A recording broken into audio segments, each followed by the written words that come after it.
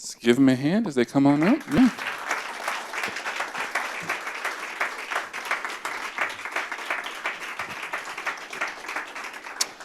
I will let you introduce your guys' self.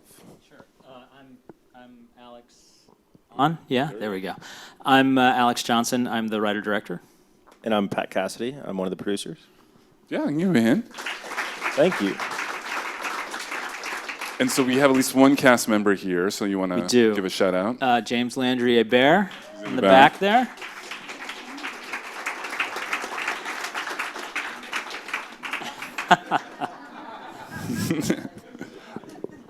So for those watching the recording and those here, the main reason we do these is to hear the stories of the filmmakers who've been there, done it, and survived, and then encourage you guys and educate you in making your own work, whether it be short film or feature films. And so the process always goes with the story and script because you can't make a movie without that. So can you talk a little bit about how that came to be? Sure. I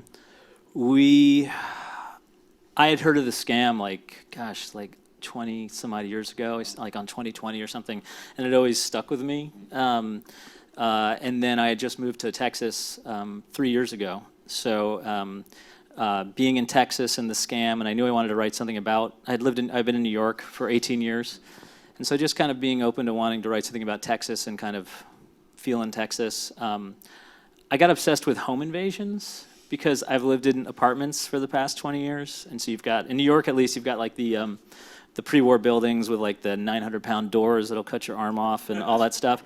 So you've got like 3 layers, and you think, I'm safe. I mean, it's an illusion, but it's a good one.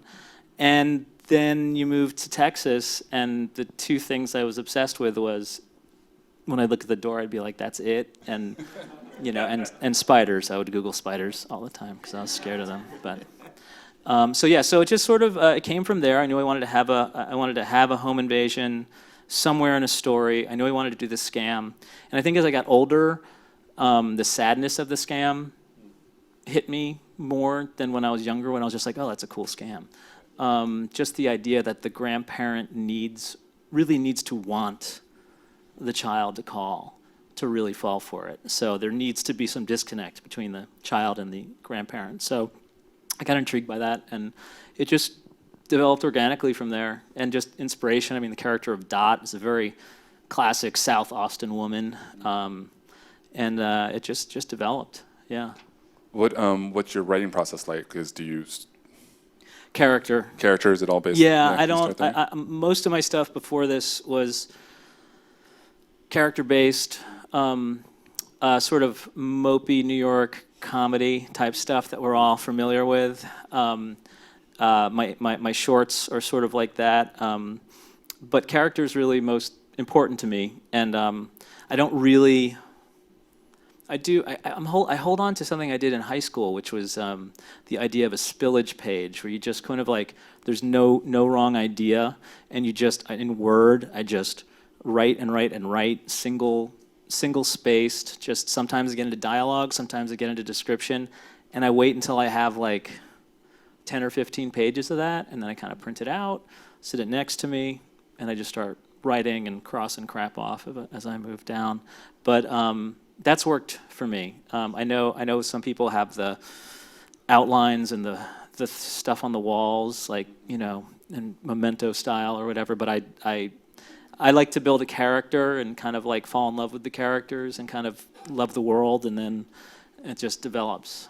To give us a timeline, kind of date-wise, when was this process, the writing process for this film start? This was a fast film. We had been trying to make another film for about 2 or 3 years, and it was getting very frustrating with schedules, and we had quote-unquote name actors, and people really were interested in it, but it gets complex, and I kind of wanted to make a film. So during that frustrating process, I remember I was at South by 2013, and I started writing the week after, and then we premiered at 2014. Wow. So yeah. So that means draft-wise, you were probably cranking through them. Cranking through them, and I didn't, and I knew I wanted to try to shift everybody that was affiliated on the production and financial end from the other film to this one. It was just more doable. The reality is the other film was going to be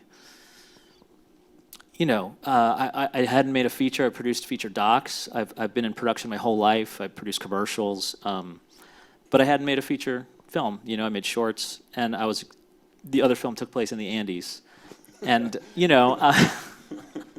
I was going to get some people to completely trust me and go down for whatever the Screen Actors Guild would allow me to pay them in terms of an unsupervised production in a third world country, and it was just difficult. So I dove in pretty heavily, but I cranked it out really fast, the first draft, and then I think I showed Pat and some of the producers maybe around the sixth draft or so, and then I showed Andy, our DP, who was really crucial to a low-budget production, someone I had worked with on commercials, and he owned a camera, and I've worked with him on commercials that were like no money and commercials that were huge money, and I've never seen any wavering in his intensity or focus. If you hire him, he's in, and he knows the Alexa really well, so I needed him to be on board, and he said he liked it better, which I thought was slightly insulting, but so I said yes, and then we decided to cast it locally as opposed to coming out here, which was a bit major decision. So talk about your guys' relationship. Pat, were you already in Texas when Alex moved there? Did you guys know each other? How do you guys know each other? Yeah, Alex and I worked on a commercial together. Okay. And he was producing a commercial that I was coordinating, and I knew that he had something else up his sleeve because he could really care less about the commercial. That's not true. He was killing it, but he was like, and I got something else going on. I can do both. He can do both.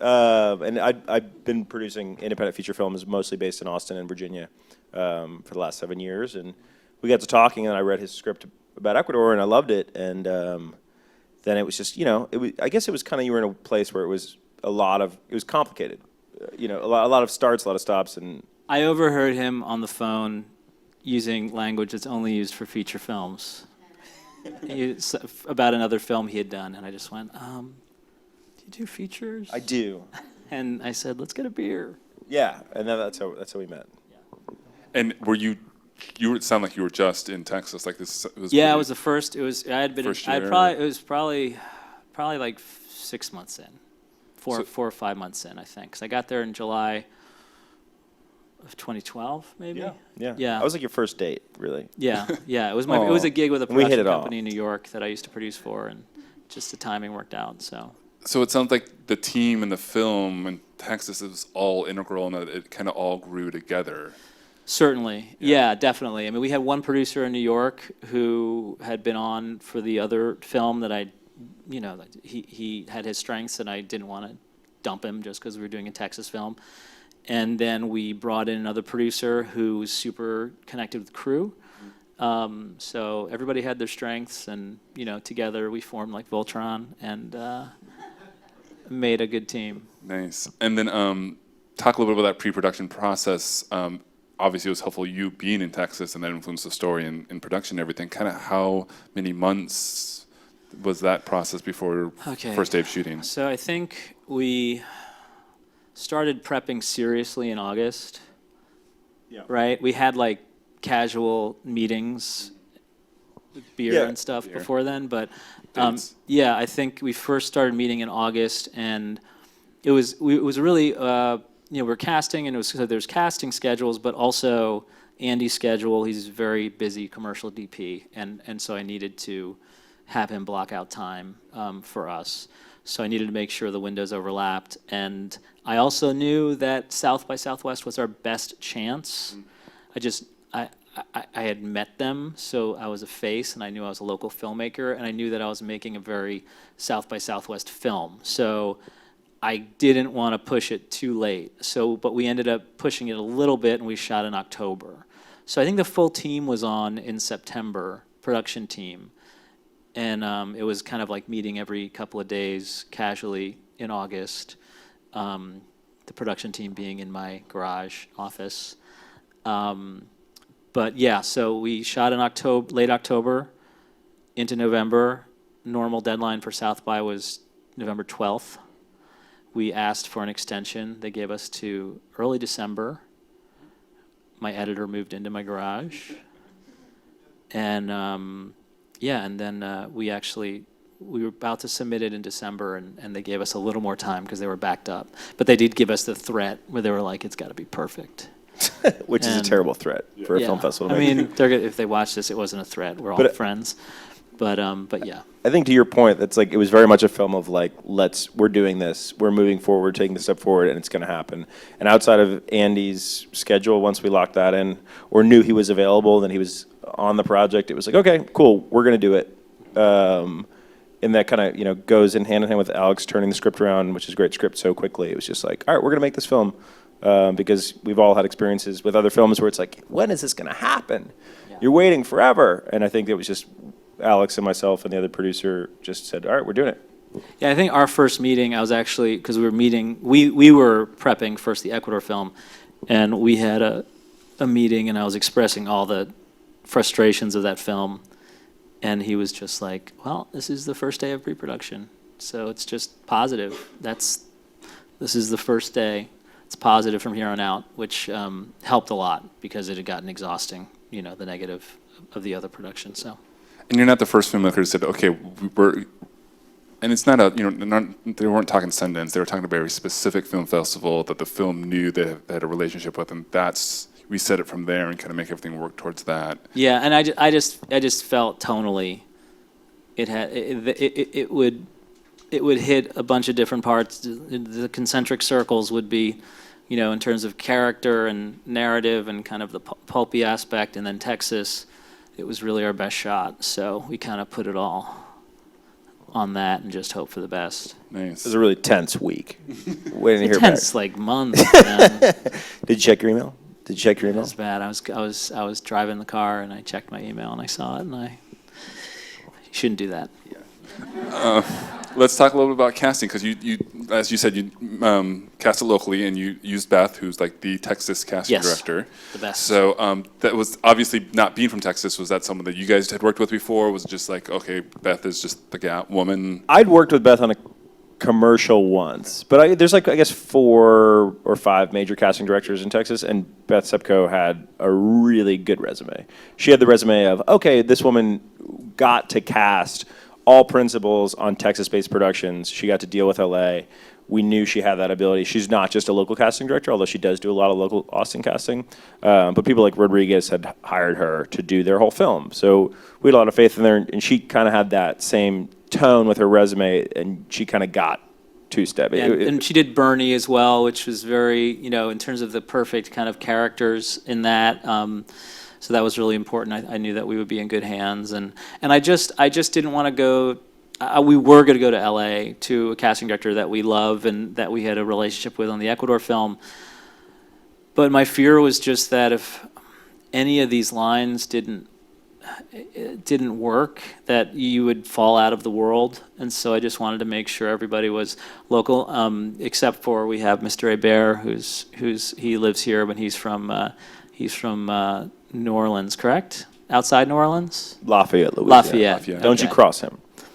So, yeah. So I knew I wanted those characters to resonate, and I remember the first guy to audition was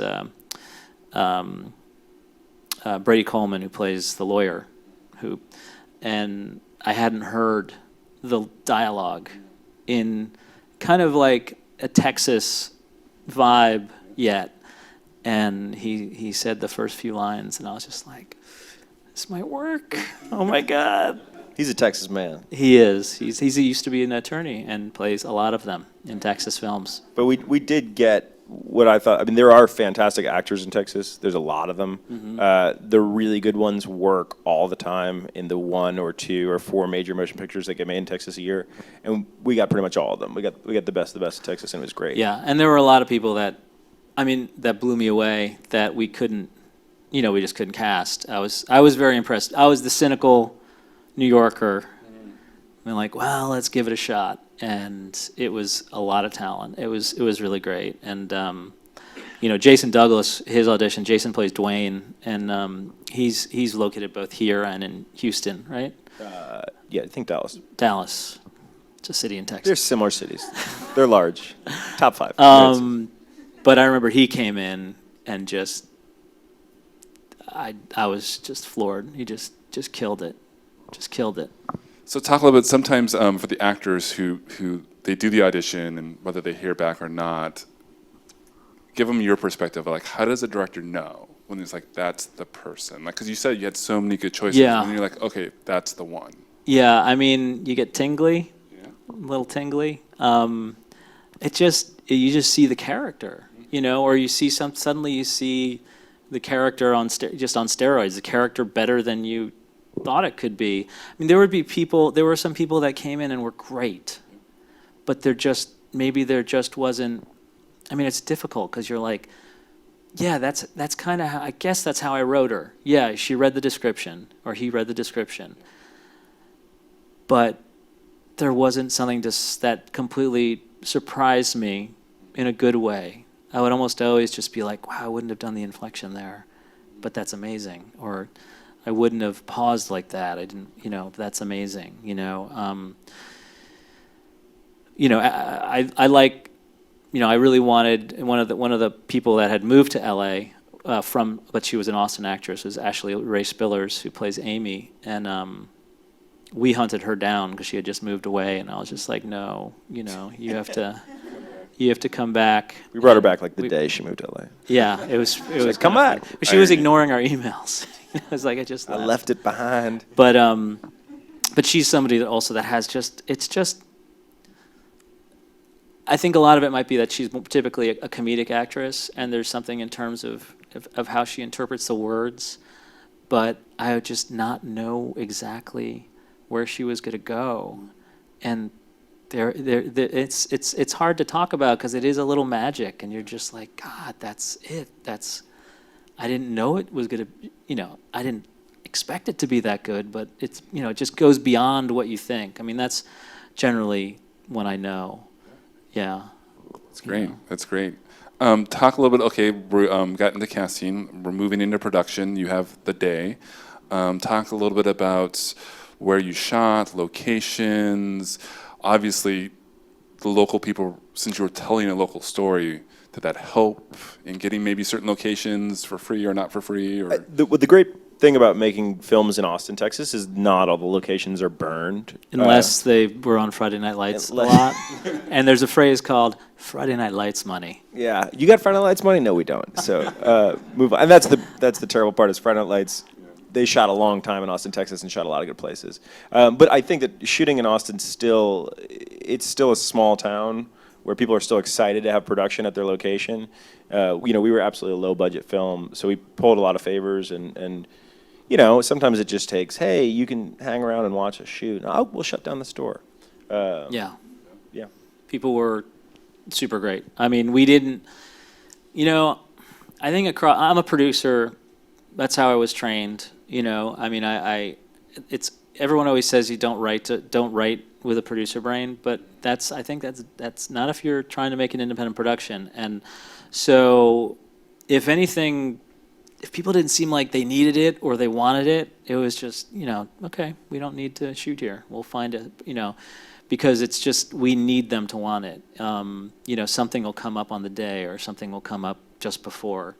Yeah, I think you adapted the vision a lot too, and we were super flexible with like, okay, cool, this works.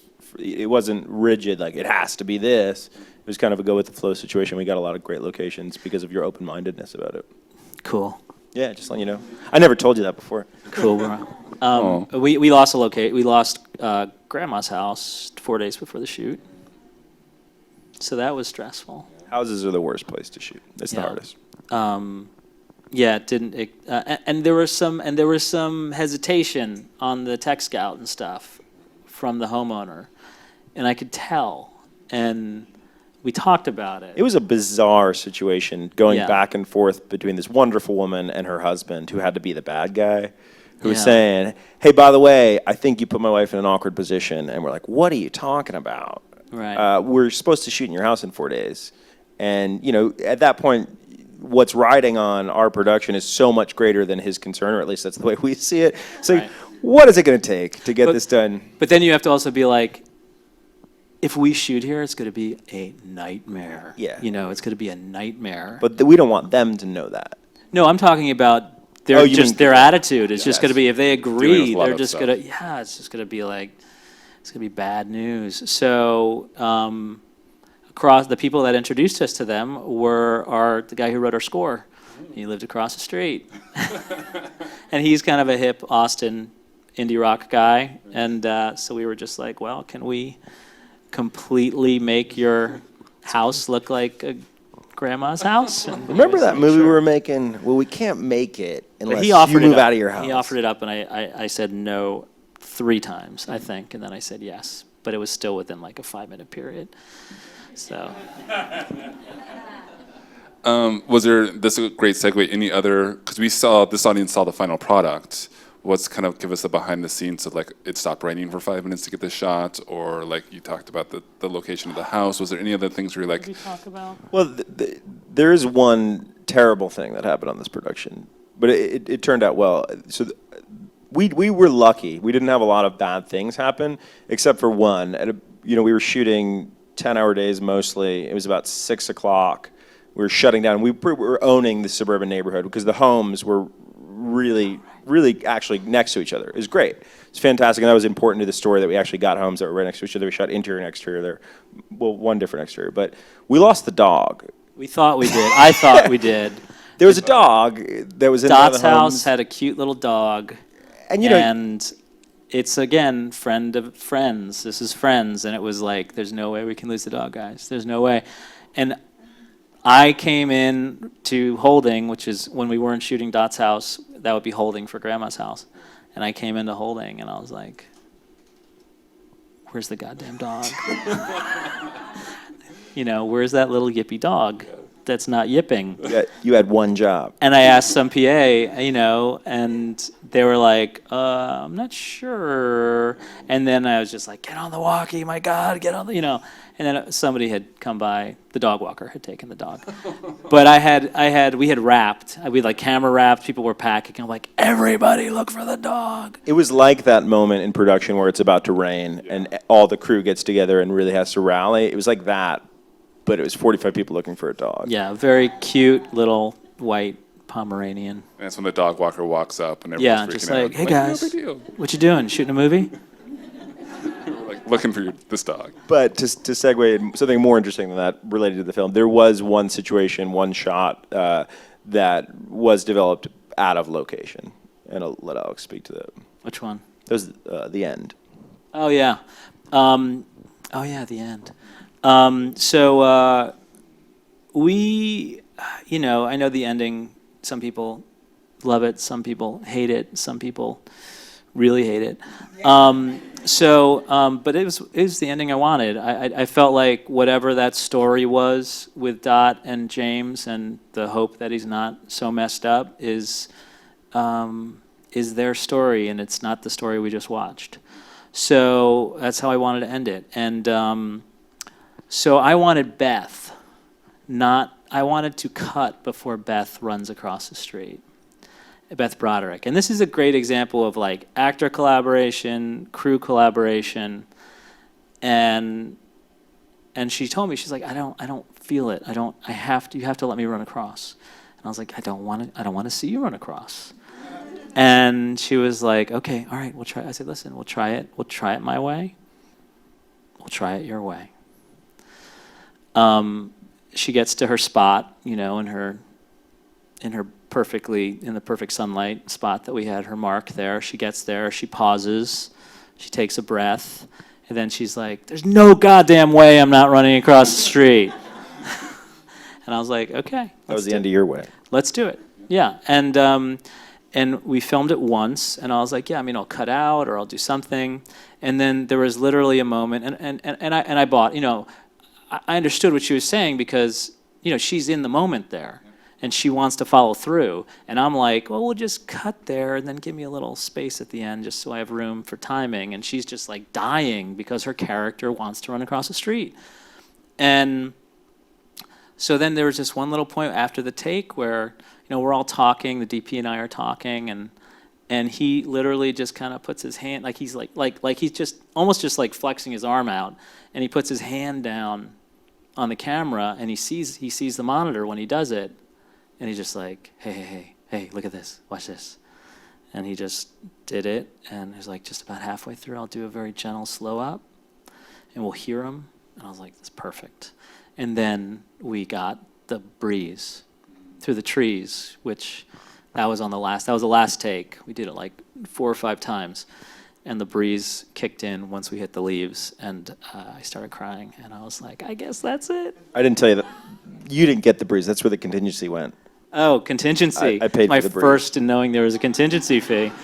Paid for the breeze. It's expensive, man. Nice. I want to touch a little bit in the post-production.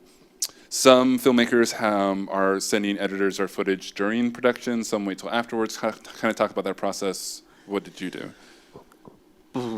I wish we had the luxury of doing that. We didn't decide on our editor till like the last day of the shoot. What we were doing was our DIT was outputting low-res QuickTimes, and I was slapping it together when I got home. So we were lucky enough to have really smooth shoot. I mean, we generally were about 10.5-hour days, and we ended ahead of schedule. How many days did you? We were budgeted 18, so the classic kind of 3 weeks, 6-day weeks, and then we did it. It ended up being about 18. Principal photography ended up being 16.5. We just realized is just with the transitions, with how much we were trying to cover, and the need for the transitions, and with turnaround rules, and sunrise and sunsets that I wanted at different hours, that we grabbed those transitions when we could, but I didn't want to get it cut into actor time because we just didn't have that much time. So what I did during the editing process is I went out in Austin with my Canon and just shot placeholders, and so did a lot of shooting, and then we once we knew exactly what we wanted, we brought Andy back for less than, I think he flew in the morning, we shot that evening, and then he flew, and then we shot the next morning and afternoon, and then he flew out the next day. And and got all the transitions with his eye and his lens and his camera, so just to make it all better than my crappy Canon. No offense to Canon, you make a wonderful product. So then you guys were at a deadline, and your extended deadline. Yeah, so yeah. Did it rush the process for you? Did you feel like you were able to do everything you needed to do? Obviously, there was the point of liberation where I just said, forget about South by in the process. We started stressing, and I was like, just forget about it. If we make it, we make it. If we don't, we don't. Like I was still thinking, we'll sit on it for a year and premiere it, because I thought it would make its biggest impact at South by if we got in. But then that just helped, I think, a lot in the process. I mean, my editor he was at my house, every day. He didn't have a day off for about 3 weeks. And then we got to that point, and then took a day off every, week, and then we submitted to South by, and I think he had a long weekend after that. But then we kept editing. I mean, we kept cutting after we submitted, because we just wanted to make it better. But it was fast. It was a bit of a blur.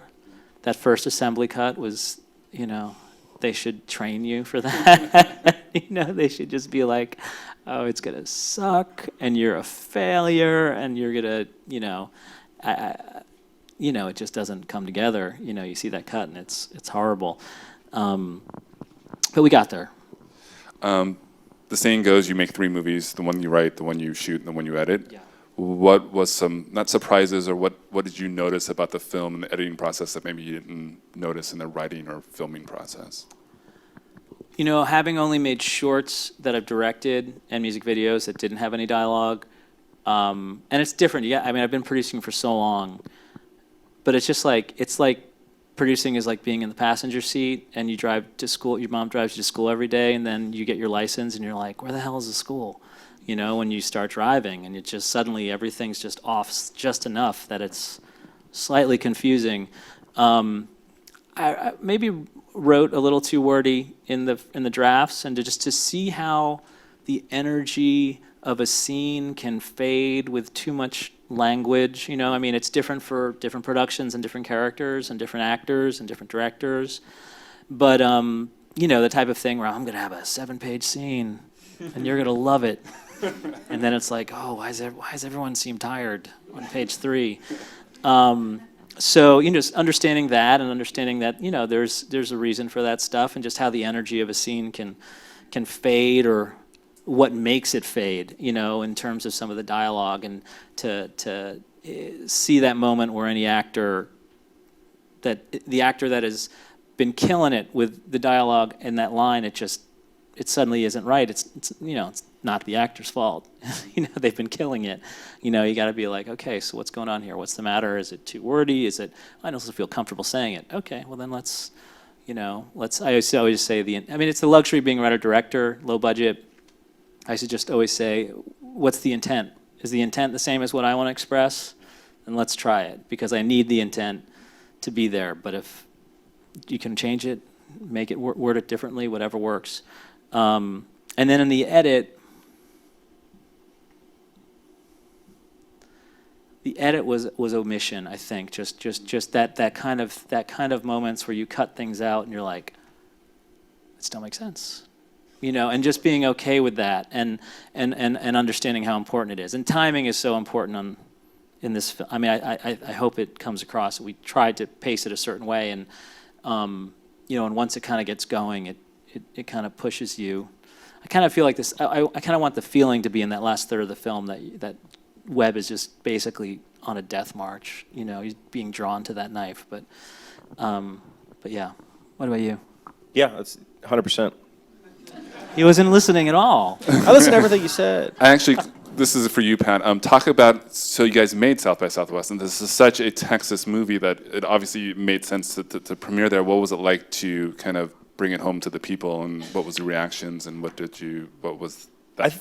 I think it was great, and we've had a lot of fun since South by Southwest showing it to audiences that are not Texas audiences, because Alex and I have talked about it a couple times, like when Alex moved to Austin from New York, he wrote, I don't know if you guys noticed, like this film is kind of based in Austin, but maybe not really.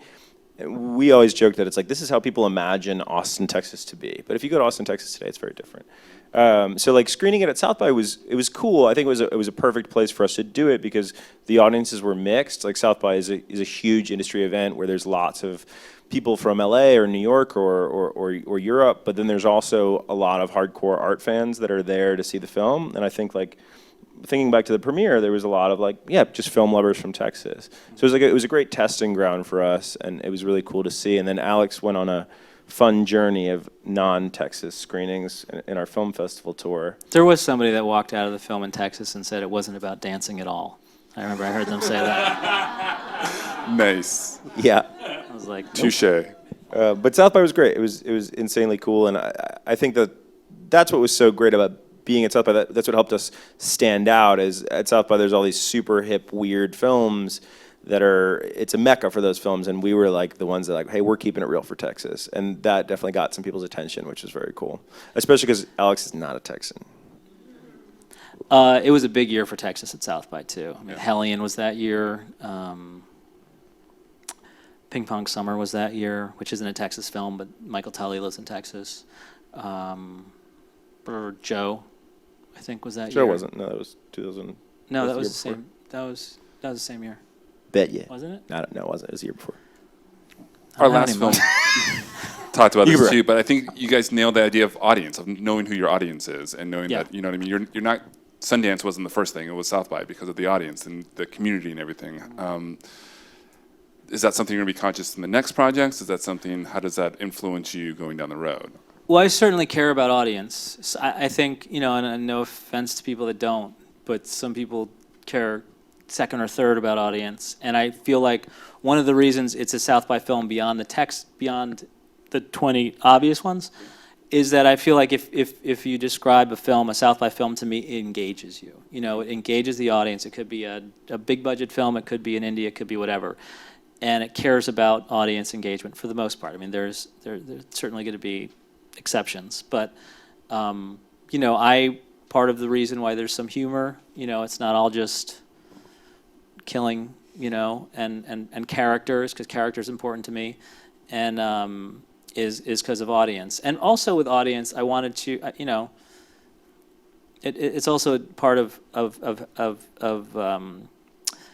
the violent aspect of it. It was very important to me that you cared about the people before any of that stuff happened, and that in order for that to happen, I need the audience to be engaged. So, I wasn't looking to make violence that was, I wanted it to not be pleasant, because violence is not pleasant. So, I was kind of selective about what I actually showed.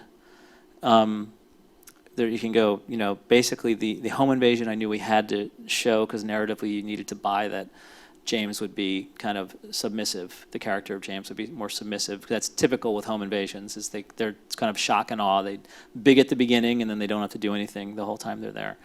So I feel like that's also part of it, was just making you care about the characters, instead of just having a bunch of stuff, violent stuff happen. We wrap up kind of with a golden nugget question. If you wanted to leave the audience thinking about one thing, if they forget everything else, writing and directing wise would be one thing you would want to leave them with if they're looking to maybe make their first feature like you were, and then also producing for you, Pat.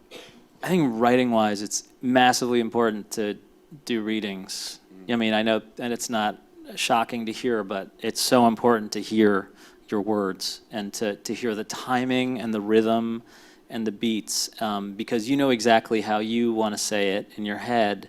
I mean, I write, I look like a maniac when I write, because I sit there and talk and my hands are moving and I'm speaking out loud, but it's not the same as giving it to actors. And because it's just massively important to timing, to narrative, to character development. To also because you as a writer, typically you end up leaving some stuff in your head that you haven't gotten on the page. And so when you just have the performance happen, you're like, oh yeah, and you talk about it after. There might be things that you're filling in that you haven't actually expressed narratively that you need to figure out. So that's always my number one. We'll do producing and then go back to directing. Yeah, I think for producing, if a good producer, at least the way that I approach it, is a facilitator of art, someone that takes a writer's art or a director's art and brings it to life. And I've never approached producing from a financial perspective. Some people do. If you're into that, I don't know about it. I just know if you want to produce, find an artist that you love and that you believe in, and then make it fucking happen. Easy, buddy. Oh, excuse me. It's okay. You can drop the F-bomb. Okay. Yeah, we're on the internet, right? It's the internet. It's all good. Shit, I didn't realize. No, but that's what it's about. It's look. There's a lot of ways to make a movie, and today there are more audiences than ever. There are more streams and outlets for your film than ever, and you should do it. And you won't know if it's going to be good or you're going to be good at it unless you try to do it. But I think the way to do it the best is to find someone who's great, like Alex, someone who can do something really well and something that you believe in, and then just put everything you have into it. I remember on my first feature, I sold my car to make the writer-director's film because we were short. And there's no over budget in indies. You just, okay, we're going to sell the car. We're already in. I don't recommend that. I never saw that money back. But yeah, I mean, you have to take joy, especially in indies, you have to take joy in making art come to life. That's what it's about. That's great. Yeah, directing. Directing, I'm going to do two things quick. The first is just tying into something he said about, making it, is you just have to make it. You just have to, I've been in production my whole life. I've been as a PA at Maisels in '94. I drove trucks. I did everything. All the while I'm writing, I'm getting into labs. People are complimenting you. People are interested in you, and you just start to believe, well, it'll happen. Don't wait. You just do it. Just do it. Find a way to do it. There's plenty of ways nowadays to do it, and just find a way to do it. You're all here in this wonderful organization. You've got resources at your disposal. Just do it. And then second, when you're directing, you have to find that magic combination of being humble and being completely open to, I told myself, I was like, I will listen to everything what anybody says. Grip, gaffer, producer, actor, I will listen to everything. I will balance it, I will weigh it in my head, and some things I did and some things I didn't. But there's no reason to not be like, absorb what's around you. That being said, you also need to be confident in yourself. So there's kind of like, you need to know what you want and to go after it. And when you know you want it, do not let somebody say it's unnecessary. Do not let a crew member or a producer or somebody say like, isn't it covered if you do this way? Not that Pat said that. But really just be true and stick to your guns and be confident, but also listen. And it sounds like that's a huge, great balance of the idea of vision and flexibility at the same time, which is required for in the indie world. Absolutely. I think that's a great place to end. Let's give him a hand and say thank you. Thank you so much. Thank you, guys.